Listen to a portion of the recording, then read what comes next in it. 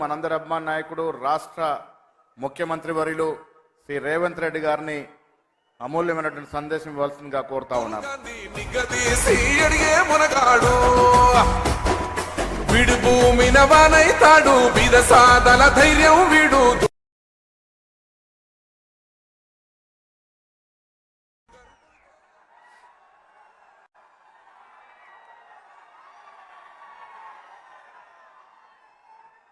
సభాధ్యక్షులు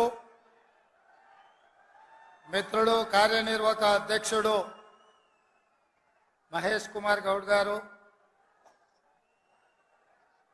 స్థానిక శాసనసభ్యుడు మీ అభిమాన నాయకుడు వెడమ బొజ్జు గారు, ఈ కార్యక్రమానికి ముఖ్య అతిథులుగా విచ్చేసిన ఉప ముఖ్యమంత్రి వర్యులు శ్రీ బట్టి విక్రమార్క గారు, కోమటిరెడ్డి వెంకటరెడ్డి గారు, సీతక్క గారు, శ్రీధర్ బాబు గారు, కొండా సురేఖ గారు, తుమ్మల నాగేశ్వరరావు గారు, మధు యాస్కి గారు, మిగతా చాలామంది పెద్దలు, అదేవిధంగా శాసనసభ్యులు, శాసన మండలి సభ్యులు, వివిధ హోదాలలో పార్టీ నాయకత్వము, జిల్లా పార్టీ అధ్యక్షులు, మండల పార్టీ అధ్యక్షులు, గ్రామ శాఖ అధ్యక్షులు, ప్రాణ సమానులైన పార్టీ కార్యకర్తలందరికీ కూడా హృదయపూర్వకంగా నమస్కారాలు.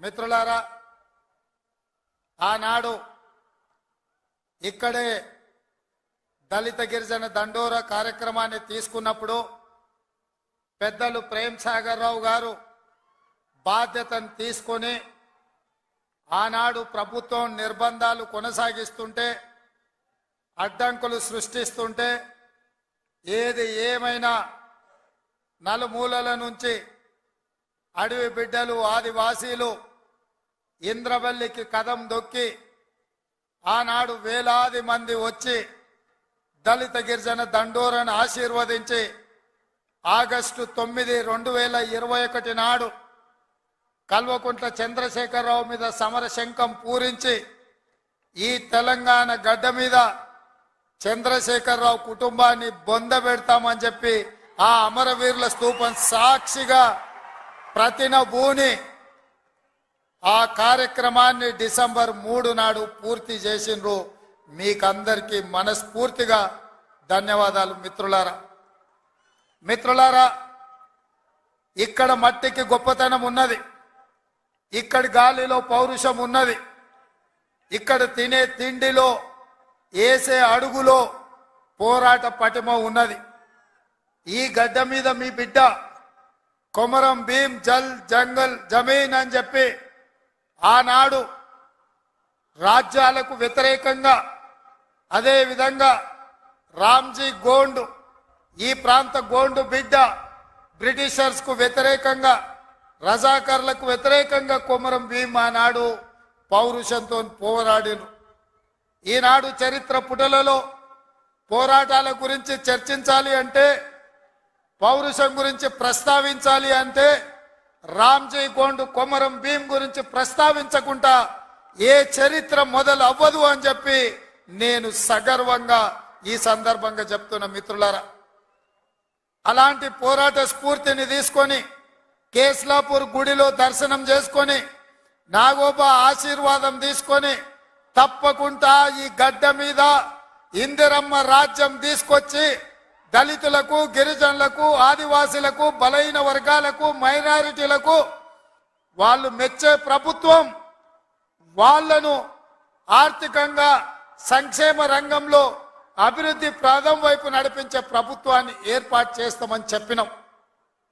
ఇవాళ ప్రభుత్వం ఏర్పడ్డది. ఆ ప్రభుత్వం ఏర్పడ్డది కాబట్టే మా ప్రభుత్వం మొట్టమొదటి అభివృద్ధి కార్యక్రమం ఆనాడు మాట ఇచ్చినాం.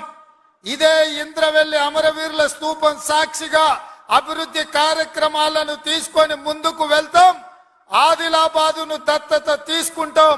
తప్పకుండా ఈ ప్రాంతాన్ని, తప్పకుండా ఆదిలాబాదు ప్రాంతాన్ని, ఈ అడవ బిడ్డల ప్రాంతాన్ని, ఈ అమాయకుల ప్రాంతాన్ని ఈ ఆదివాసీల ప్రాంతాన్ని అభివృద్ధి పదం వైపు నడిపించే బాధ్యత ఇందిరమ్మ రాజ్యం తీసుకుంటదని ఆనాడు ప్రతిజ్ఞ చేసినాం. ఈనాడు అభివృద్ధి కార్యక్రమాలలో భాగంగా గూడాలకు రోడ్లు, గూడాలకు తాగడానికి నీళ్లు, నాగోబా గుడి అభివృద్ధి కోసం, అదే విధంగా ట్రైకార్ నేతృత్వంలో ఈ విద్యార్థుల చదువుల కోసం ఈ ప్రాంతంలో మనము అభివృద్ధి కార్యక్రమాలను ప్రారంభించినాం.